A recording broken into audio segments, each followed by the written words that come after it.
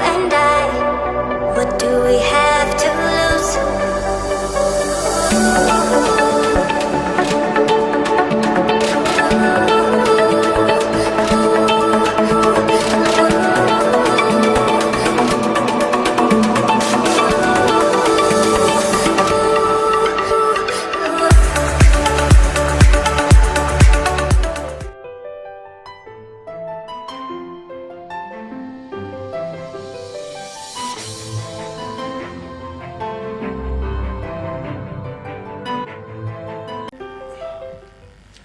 Mesdames, Messieurs, c'est comme d'habitude, nous avons le plaisir d'être là devant vous pour vous présenter ces magazines. Entretien, nous sommes là aujourd'hui avec Monsieur Jean-Claude Mpunga.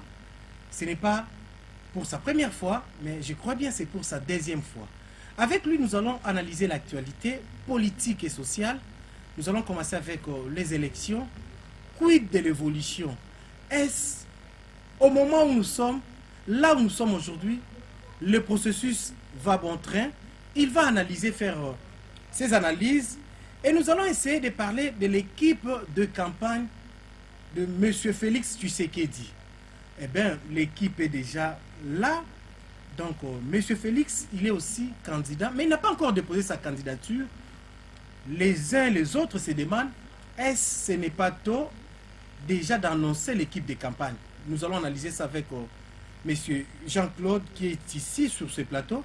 Et puis, il y a guerre au niveau de l'Assemblée provinciale de Kinshasa entre le président Godin Poi et son rapporteur Junior Nembalemba. Où allons-nous avec une telle assemblée? Et ça donne une bonne image pour les Quinois, pour les Quinoises.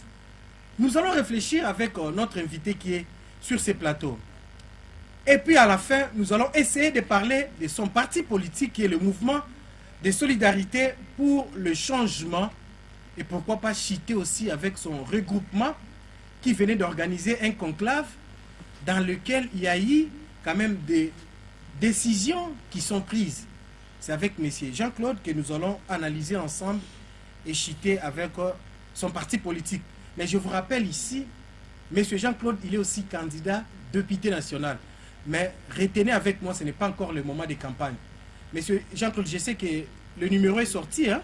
Oui, le 410. Non, je n'ai pas demandé si c'est quel numéro. Non, le numéro est sorti. C'est la question qui m'a été posée. Moi, j'ai répondu à la question. Merci beaucoup. Donc, le numéro est sorti. Donc, parmi les députés nationaux, il faut noter que M. JC aussi est là sur la liste définitive.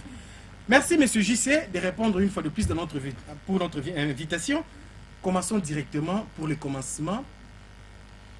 Déjà, au mois de décembre, on aura bel et bien l'élection. Le président de la CENI a affirmé cela.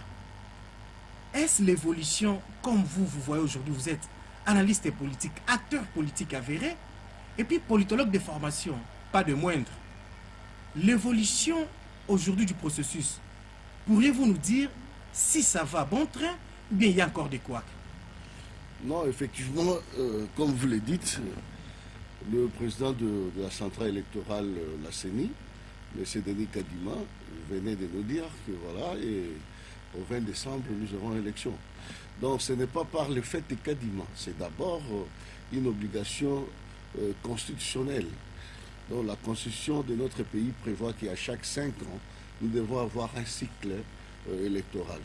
Donc il est, lui, Kadima, président de cette institution appelée à la démocratie, le fait que son travail jusque-là, il avait pondu un calendrier que nous constatons que jusqu'aujourd'hui, le calendrier est respecté. Donc c'est une œuvre humaine. L'évolution est normale. C'est une œuvre humaine, il peut y avoir des petits bobos, mais nous constatons que ça avance parce qu'au jour d'aujourd'hui, au début de l'émission, vous m'avez demandé si... vous avez dit, vous avez même affirmé, pas posé une question, mais vous avez affirmé que la liste définitive est sortie. Nous, on pose des questions, on n'affirme pas. Oui, j'ai dit que la liste est sortie, oui, ça n'engage que et vous moi. êtes aussi moi, candidat. Moi, j'ai constaté que vous avez affirmé, justement, que ce qui n'est qu'une vérité absolue, parce que les listes sont définitives des candidats à la députation nationale sont sorties. Et là, il y a eu appel à la candidature à la présidentielle. il y a quelques... Il y a déjà un engouement, hein, Il y a les un candidats. engouement, bien sûr, Excusez-moi de parce vous citer quand même déjà les candidats qui sont passés au bureau de la CENI. Nous allez-y. avons Matata Pogno, Oui, malgré il a des problèmes au niveau de la justice. oui, il est Nous malade. avons- Il est malade. Il est malade, Semble-t-il. semble-t-il. Oui. Ah voilà, la Je ne justice sais pas va si nous, cette va nous fois-ci, dire.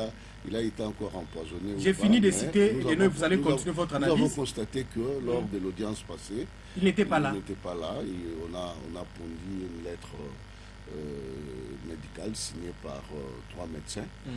Voilà, on dit qu'il est malade avec un repos médical intellectuel de 45 jours.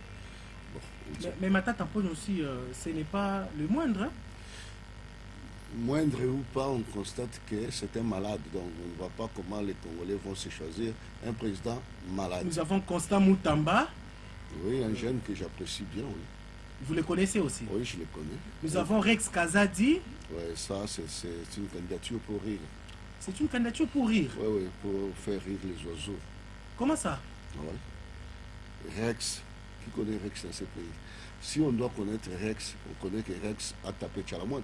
Évoluons. On Évoluons. connaît que Rex est un Évoluons. combattant qui a tapé, je ne sais pas, l'autre fois, il a bastonné Kengo Adondo en Belgique. L'homme est appelé à changer. Non, Nous après, allons il a évoluer. changé, mais l'éthique et la morale Ce sont des éléments importants. importants. Merci beaucoup. Nous allons évoluer. Il n'y a pas 3 jours, nous venons de voir aussi Franck Diongo, qui était aussi au bureau de la CENI. Il a déposé aussi sa candidature au niveau de la présidence. Vous le connaissez aussi? Oui, un monsieur controversé aussi. Bon, on ne sait pas au juste ce qu'il cherche, mais je sais que sa place serait peut-être à la députation nationale. Donc je ne le vois pas être dans les derniers carrés de candidats qui pourraient faire le poids devant Félix Antoine Tshisekedi. Ah, donc vous croyez déjà à Félix Tshisekedi?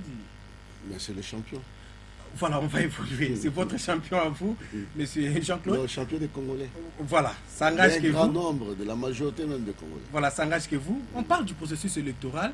J'ai comme l'impression, vous, les politiques d'aujourd'hui, vous êtes tout à fait d'accord avec le travail de la CENI. Hein? Est-ce, vous ne sentez pas des couacs au niveau, je dirais, des cartes d'électeurs? Parce que certains pensent qu'il y a encore certains couacs que la CENI devait quand même faire appel aux autres, je dirais, partis pour discuter ensemble. Eux pensent que les cartes d'électeurs posent problème, il y a un problème d'affichage, des écrits, mais vous vous dites que le processus va bon train. Donc, j'étais en train de dire que d'abord c'est une œuvre humaine. Une œuvre humaine, toute œuvre humaine est imperfectible. Donc, toutes choses étant égales par ailleurs, j'ose croire que s'il y a de petits problèmes, de petits bobos dans ce que la centrale électorale est en train de faire, oui, c'est vraiment minimisable. Mais c'est la fin qui justifie les moyens. Nous, on voit que jusqu'aujourd'hui, la CENI est en train de respecter le calendrier qu'il nous avait proposé. Donc nous ne pouvons que l'accompagner dans ce sens-là. Mais nous ne disons pas que nous acclamons tout ce que la CENI fait. Il y a des imperfections, certes, mais nous croyons à ce que la CENI, le train est déjà en marche, lentement mais sûrement. Au 20 décembre, nous irons aux élections. L'autre fois, il y avait posé un problème de financement. Est-ce que vous ne pensez pas que d'ici décembre, nous puissions avoir des petits problèmes de financement? Je ne pense La pas que CENI? ces problèmes-là existent encore.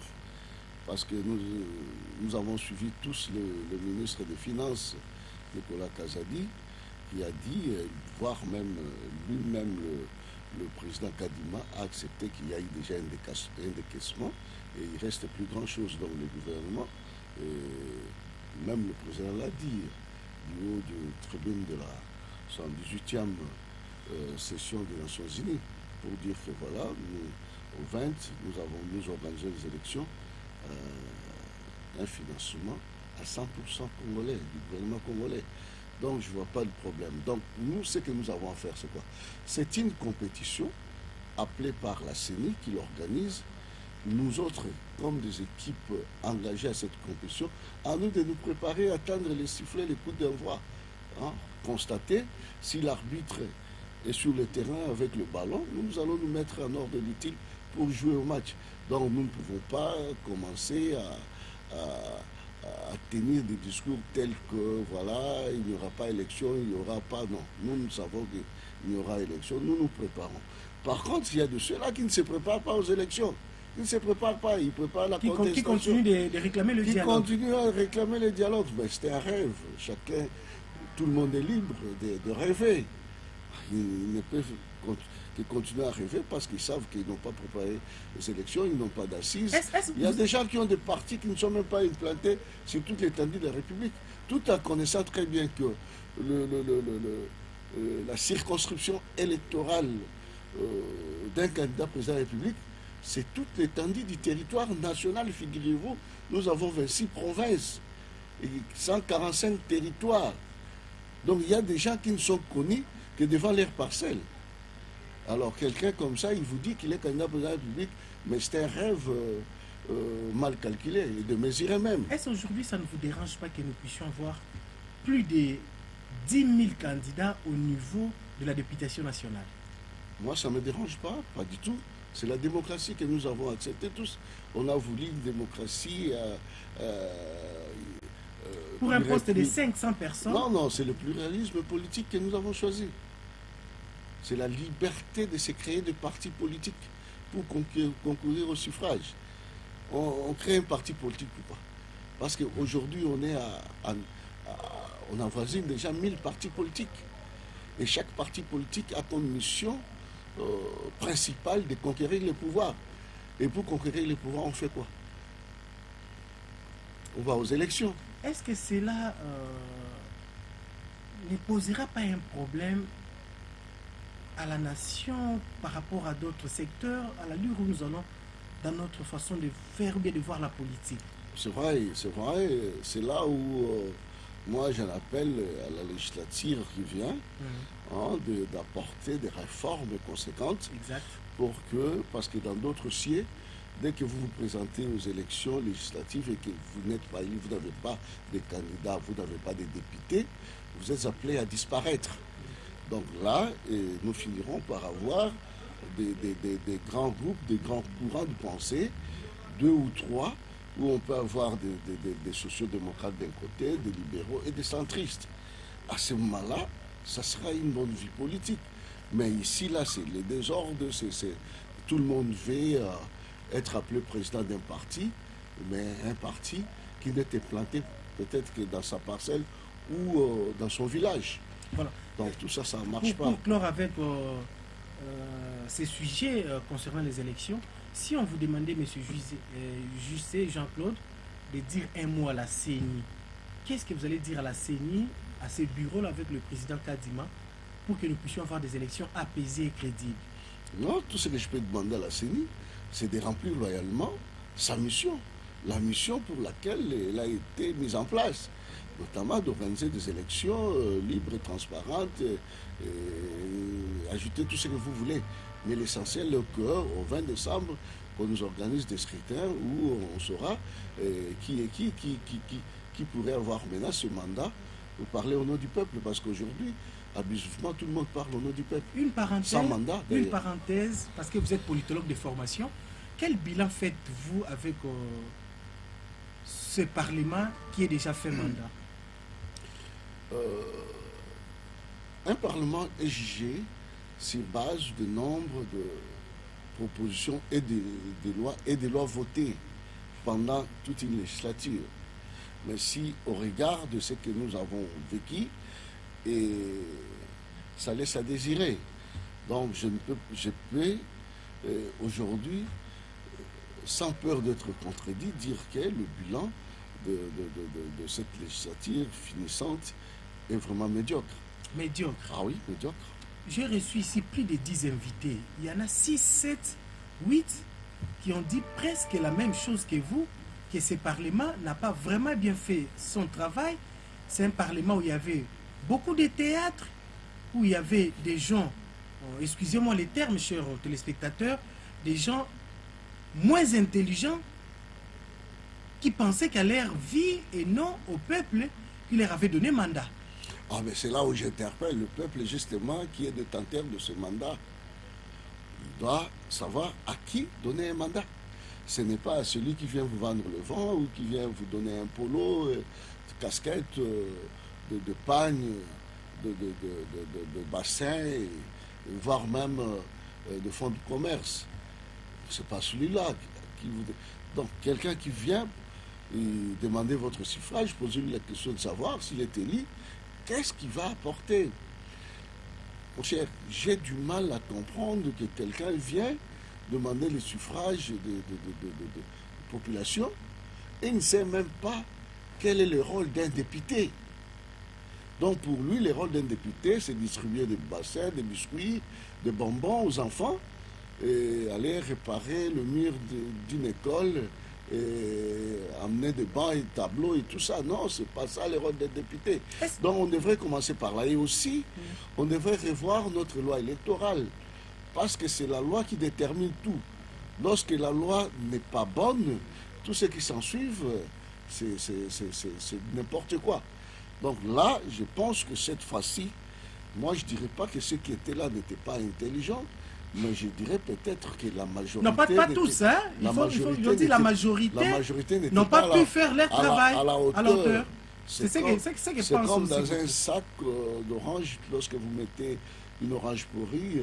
Voilà, oui, le résultat, ça sera comment? Par pourrir tout le reste. Merci, monsieur Jean-Claude Punga. Nous allons maintenant aborder l'autre sujet concernant l'équipe de campagne de Félix Tshisekedi. Mais chose un peu étonnante, le président actuel n'a pas encore déposé sa candidature comme candidat, mais nous avons déjà vu la publication des noms de gens qui vont gérer sa campagne.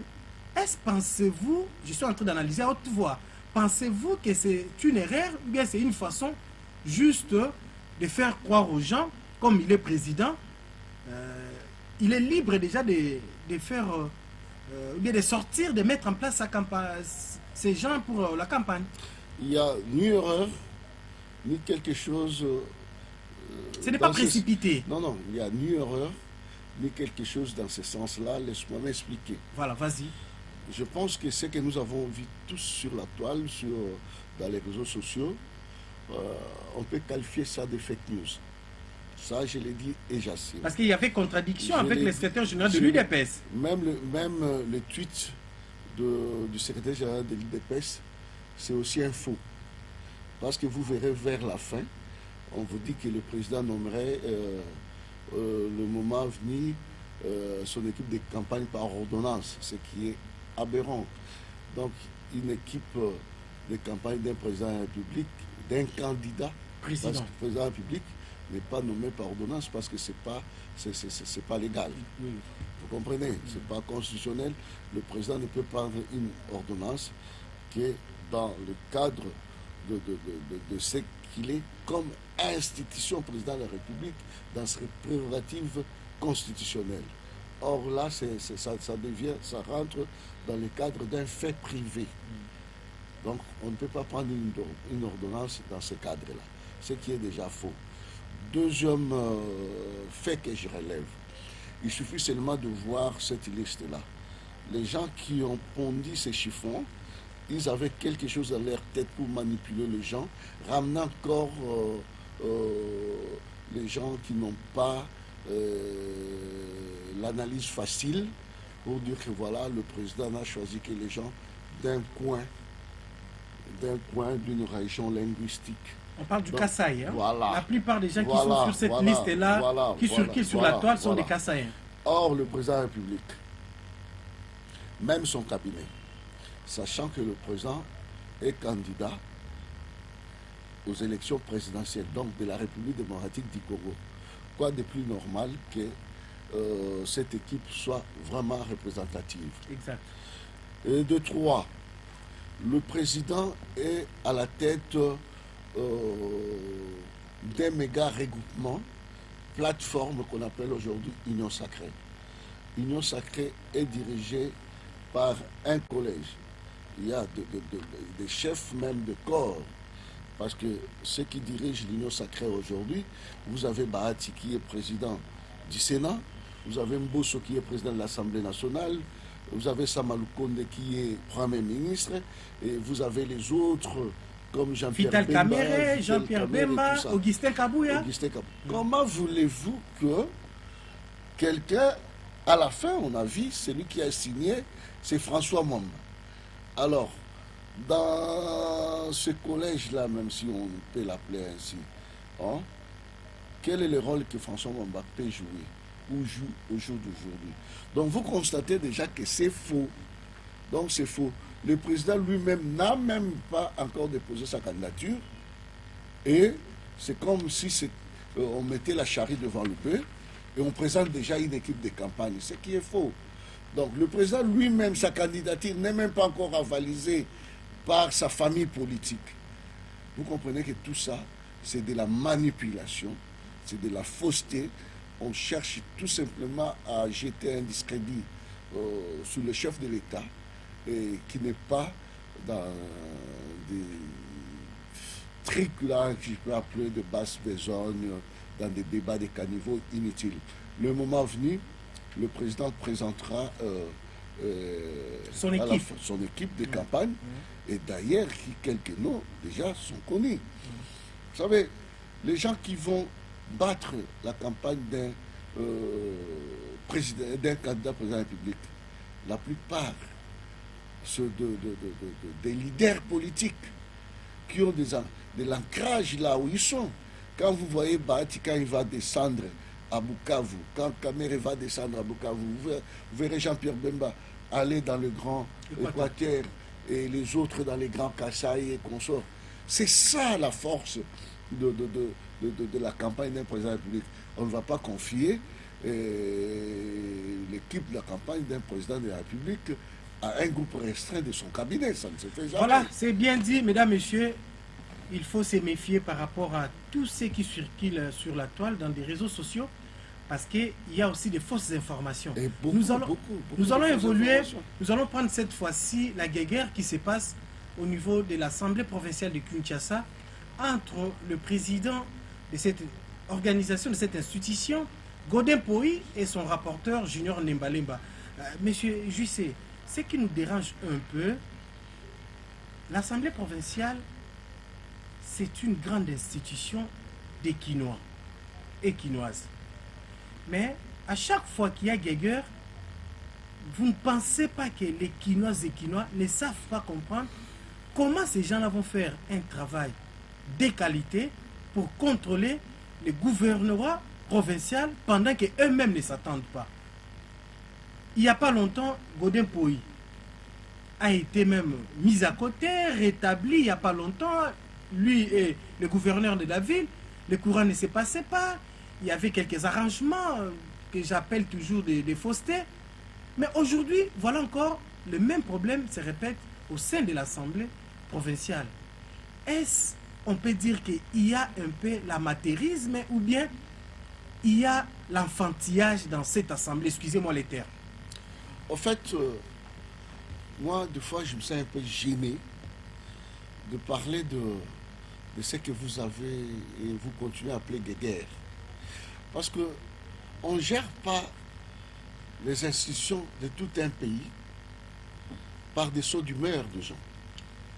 Vous savez, ce qui se passe aujourd'hui à la tête de la ville-province de Kinshasa, c'est la honte même de tout le 14 ou 16 millions de Quinois que nous sommes. Donc si je dois placer un mot dans tout ça, c'est parce que je me sens concerné.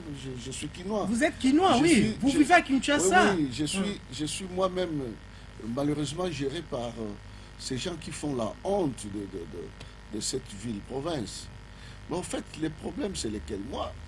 Moi, à un certain moment, j'ai demandé toujours à un chacun de faire son travail, de jouer sa partition pour qu'on arrive à avoir un bon son musical. Mais au fait, aujourd'hui, ce que nous constatons, c'est quoi? C'est que ça tire de partout, dans tous les sens. Le président de l'Assemblée nationale, provinciale, qui est, pour moi, le chef même de ce gouverneur-là, de gouverneur de la ville. C'est celui qui est censé contrôler tout ce qui se passe dans la ville. Avec son institution, qui est l'Assemblée provinciale, ils ont fait 4 ans aujourd'hui, ils n'ont jamais inquiété Ngobila. Ngobila a géré cette ville comme bon lui semblait. Il pouvait faire partir qui il voulait. Le vice-gouverneur Nerombungu, qui a essayé de lever son petit doigt, a été chassé comme un petit malfrat. Il est parti. Et aujourd'hui, il croyait que Jekoko Mulumba va se comporter de la même manière que Nerombungu. Il s'est trompé d'adresse parce que Jekoko Mulumba, c'est un garçon bouillant. Il a du sang chaud. Et là où il trouve que ça ne va pas, il parle. Mais Nerombungu a parlé en retard, mais Jekoko Mulumba, quand il est entré, il a fait le malin comme... Est-ce que Ngobila fait peur aussi à Godempoui? Non, Ngobila ne fait peur à personne. Mais Ngobila profite seulement de la majorité qu'il a au sein de l'Assemblée provinciale. Voilà un peu... Je l'ai toujours dit, les côtés négatifs de la démocratie, le pouvoir des imbéciles, le pouvoir de la... fort, hein, oui, le pouvoir de la majorité. Voilà ce que fait Ngobila aujourd'hui à la tête de la ville province de Kinshasa. Mais c'est ça justement le pouvoir des imbéciles. Est-ce que Ngobila ne mérite pas la ville de Kinshasa? Vous pensez qu'il gère mal? Non. Et Godempoui il se laisse faire. Si vous me posez la question de savoir, il ne mérite pas. Mais vous constatez, dans sa gestion. Vous constatez vous-même qu'il ne mérite pas. Non, moi je pose des questions. Non, il ne mérite pas. Il ne mérite pas. Il a démontré beaucoup d'insuffisance dans la gestion. Mais le problème, c'est quoi? C'est le clientélisme qui est au sein de l'Assemblée provinciale. Pouvez-vous comprendre, imaginez un seul instant, un rapporteur, heureusement qu'il est le fils de Léon Mbalemba, nous voyons, donc c'est la continuité de l'éducation de cette famille-là. Nous voyons ce que son père fait à l'Assemblée nationale. Alors s'il dénonçait des vérités? Il ne dénonce pas des vérités. Comment un rapporteur vient contredire la lettre de son président? On sous-entend qu'il est censé, selon le principe de la solidarité même de cette institution, être aux côtés de son président. Mais il ne le fait pas. Pourquoi il ne le fait pas? Il est inféodé par Vous voulez dire que Nembalemba est aussi influencé quelque part par... Est-ce que lui-même, Nembalemba, le petit là, il représente quoi? C'est un rapporteur, hein? Il représente quoi? C'est ça le problème. Votre rapporteur de la ville de Kinshasa, de l'Assemblée provinciale. Écoutez, il a été élu à Tchangwa, à Kimmantek. Mais c'est un élu quand même. Élu à Kimmantek. Il n'a jamais résidé même pendant un mois à Kimmantek. Mais il a été élu à Kimmantek. Tu sais comment il a été élu? Il est allé avec votre fameux homme d'affaires ici. On l'appelle encore comment? Homme d'affaires, vous parlez de qui? Abed Achou? Oui. Ils sont partis là-bas, donner des sacs de riz, de cartons de biscuits, de paquets de jus. C'est sur base de ça qu'il a été élu. Vous mettez en cause son incompétence. Mais c'est un incompétent lui aussi. Moi je pense, parce qu'il ne reste qu'une seule manœuvre pour nous débarrasser de cette ville. Soit le vice-premier ministre en charge de l'Intérieur le suspend, et soit le président le révoque tout simplement. Donc vous pensez que les décisions de Godempoui vont bon train? Ça n'aboutira pas. C'est bon, c'est des belles idées et tout ça, mais ça n'aboutira pas. Pourquoi? Par le simple fait que Ngobila est protégé par un groupe de députés qui sont au sein d'une structure qu'on appelle Dynamique Ngobila. Voilà, nous allons citer un petit message là, par rapport à cette situation. Vous êtes quinois. Ce que moi je dois dire, c'est ceci. Pour que la paix soit rétablie dans cette situation. Qu'est-ce qu'il faut Pour que faire? la paix soit établie. Mais je venais de dire que Ngobila doit être mis hors d'état de nuire, qu'on laisse Jekoko faire l'intérim jusqu'aux élections prochaines. Mesdames, Messieurs, vous avez suivi, c'est le point de vue de Jean-Claude Punga. Nous allons chuter avec son parti politique. Il est aussi du mouvement de solidarité pour le changement, un parti dirigé par le président Laurent Batoumona. Vous venez d'organiser votre conclave au niveau des AMSC, c'est votre regroupement Parlez-nous un peu de ces conclaves. Comment c'était passé? Non, d'abord, le conclave n'a pas été organisé par la MC seule. Ça a été organisé par ces différents regroupements, Ouais. hein, entre autres AMC, AAP, ARD, CRD et tout ça. Donc 5 ou 6 regroupements comme ça, je ne saurais pas citer. Qu'est-ce que vous avez retenu comme résolution? Oui, il n'y avait qu'une seule résolution parce qu'il n'y avait qu'un seul point inscrit à l'ordre du jour. Nous choisir notre candidat aux élections présidentielles. Il a été choisi? Il a été choisi, nous avons plébiscité notre champion qui est Félix-Antoine Tshisekedi Tshilombo. Toujours Félix Tshisekedi. À l'unanimité d'ailleurs. Qu'est-ce que vous gardez de Félix Tshisekedi? Qu'est-ce qu'il a déjà fait de bon que vous tous vous plébiscitez Félix Tshisekedi? Félix a fait beaucoup et continue d'en faire autant. Il continue à faire beaucoup et il fera encore plus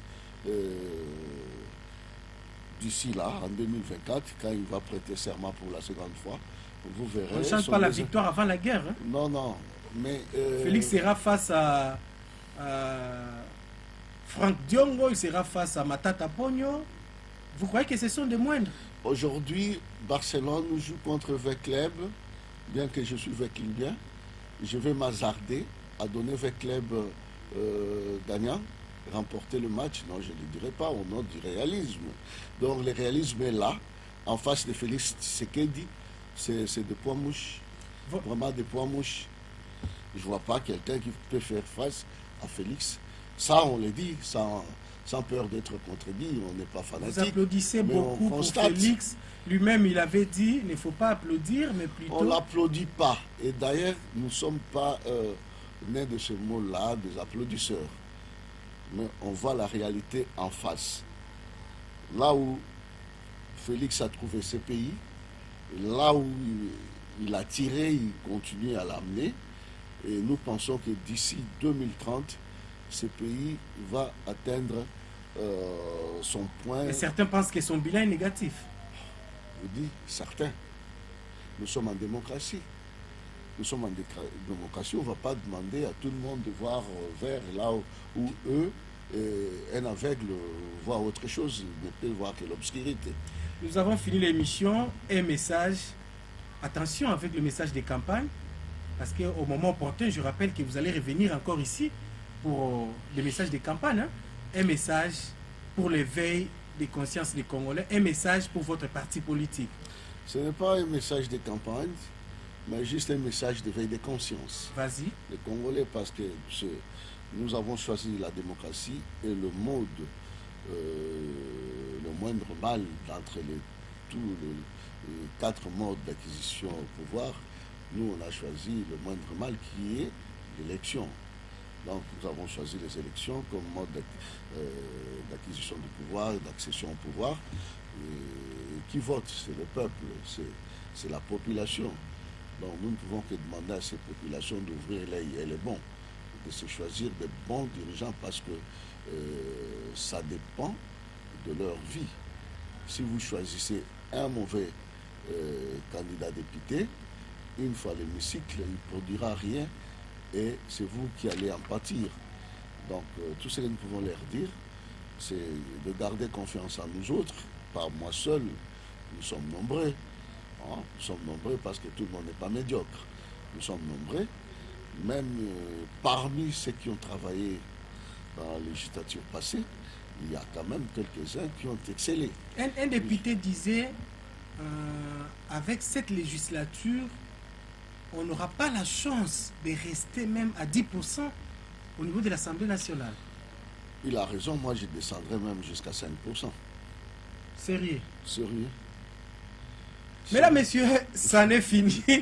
C'était JC. Je n'ai pas terminé. Voilà, vous allez continuer. Il nous reste encore une minute au fait. Voilà, dans une minute, continuez votre message à la bouche. À la population. Vas-y. En fait, j'étais en train de dire à la population d'être vigilant parce qu'aujourd'hui, c'est notre 4e cycle électoral.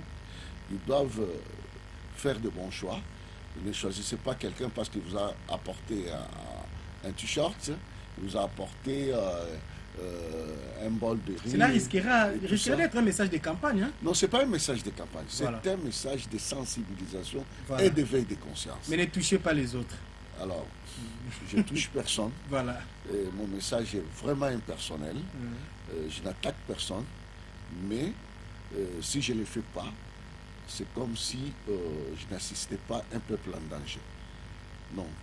Mais vous avez dit l'autre fois que le peuple congolais est déjà mature. Il est mature, mais il faut toujours le sensibiliser parce qu'un enfant, il faut toujours le sensibiliser, le réveiller. Donc voilà, comme vous m'empêchez de... Non, je ne vous empêche pas, mais comme je vous voudrais que le m'empêchez de message continuer, je respecte crois quand que même le message- principe. Le Hein. message est passé, on viendra le moment venu Mhm. pour passer le grand message de campagne. Nous autres, nous irons au Parlement parce que là, nous avons déjà des propositions de loi dans notre judiciaire que nous allons apporter, que nous présenterons au moment opportun. Merci, Et je crois que Monsieur Jean-Claude et Punga. je vous remercie, je Merci. remercie toute l'équipe, Merci ceux qui étaient de l'autre côté de la régie. de la régie et ceux qui m'accompagnent, notamment Maître Kamikaze, Dona et Maître Papi Ilo, C'est qui très sont bien. tout le temps avec moi et je vous remercie. Merci Et beaucoup. je reste toujours Dispo à chaque fois. pour Et parler je aux vous Congolais. inviterai Pour parler aux Congolais et pour sensibiliser les Congolais et pour parler République. Parler République, j'ai retenu une chose, chers téléspectateurs. Monsieur Jean-Claude a dit, le Parlement c'est pour des gens intelligents, c'est pour des gens qui aiment la patrie.